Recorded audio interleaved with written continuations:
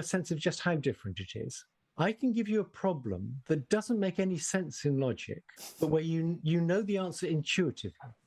And these big models are really models of human intuition. So suppose I tell you that you know that there's male cats and female cats and male dogs and female dogs. But suppose I tell you you have to make a choice. Either you're going to have all cats being male and all dogs being female, or you can have all cats being female and all dogs being male. Now, you know it's biological nonsense, but you also know it's much more natural to make all cats female and all dogs male. That's not a question of logic. What that's about is inside your head, you have a big pattern of neural activity that represents cat.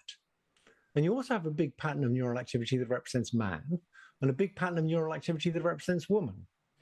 And the big pattern for cat is more like the pattern for woman than it is like the pattern for man. That's the result of a lot of learning about men and women and cats and dogs. But it's now just intuitively obvious to you that cats are more like women and dogs are more like men because of these big patterns of neural activity you've learned.